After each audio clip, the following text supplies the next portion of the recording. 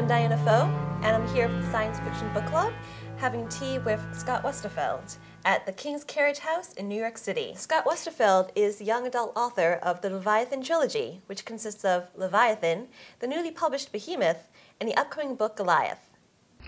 The year is 1914. Archduke Franz Ferdinand has just been assassinated, and Europe is on the brink of war. But put your history books away. This is not the war you remember. There is something else at stake. Who will triumph? The clankers who put their faith in machinery? Or the Darwinists who evolve living creatures into tools and weapons, fighting kraken, living airships, and all manner of dangerous beastie? Why don't you describe your current trilogy? Well, Leviathan is set in 1914. And it's basically an alternate history in which the two powers, the two sides of World War I, have different technologies.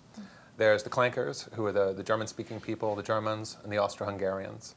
And they have sort of classic steampunk walking machines, sort of, Tesla cannon, very fanciful Edwardian World War I high-tech. The other side are the Darwinists. Basically, in my world, Charles Darwin discovered DNA and started making these creatures in the 1850s and 60s, and the Victorian Empire was built on the backs of these strange living machines.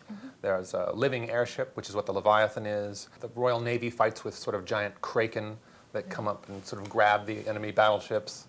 There are messenger lizards and all kinds of sort of fanciful creatures that do the work of machines. Let's just talk a little bit about your third, to-be book, Goliath, the conclusion of the trilogy. Would you mind giving us any hints about what it'll be? The first book mostly takes place in Europe, and in the second book they move on to Istanbul. So you get to see a kind of different culture, a more Middle Eastern clanker culture.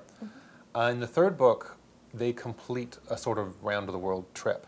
They go across Siberia, they go to Japan, and finally to a couple of places in America, including Mexico, New York City, and William Randolph Hearst's estate in California. So we get to see these basic ideas of clankerism and Darwinism, the way they take form in different areas. Why exactly did you choose that period to focus on with your trilogy? Well, World War I is the first war where technology kind of takes over. But it is also a time of some of the most amazingly weird contraptions. People back then didn't know whether planes were supposed to have 3 wings or 8 wings, or monoplanes with only 1 wing were kind of the weird ones out back then. And there were, and tanks of that era are incredibly strange looking. Everything has this sort of wonderfully improvised and broken and contraption-y look about it, which I thought lent itself to a war between two different technologies. Around the world in 80 days sort of thing. Yeah, the trilogy in a way is based on something called Dr. Echner's Dream Machine, which was an account of the Graf Zeppelin flying around the world in 1929. How would you define steampunk? Steampunk is basically, it's sort of an art of collaging technologies and history. You take different levels of technologies, different kinds of tech, and mix them together with sort of fanciful alternate histories. Steampunk is like looking at all those periods of technological optimism and overreach, and the idea that this one technology can run everything forever. And of course, central to that is the Victorians and their steam power. They had the same ideas about steam power that we had about nuclear or the internet or any sort of huge technological innovation. So steampunk is taking those those missed moments in history where those moments of science fiction where everything was exaggerated around one specific technology and doing something kind of fun and weird with them. So why do you think steampunk is so appealing to readers today? I think steampunk just leads itself to a lot of really interesting collages that go well with the kinds of cultural mix-ups and other kinds of mashups that we in the internet era particularly like to do. Let's move on to talk about your collaborator, the Leviathan trilogy, Keith Thompson. He's the illustrator for the books. I was reading a lot of sort of boys' own adventures, the sort of classic teen adventure books, sort of things like Across Africa by Airship or Trip to Mars, and they all had illustrations in them. And I realized that, it's and steampunk is such a rich visual culture anyway. I was also going online and checking out the costumes that people were making and the machines that people were making, both working and fanciful. And I thought, wouldn't it be cool if this book looked like a book from 1914?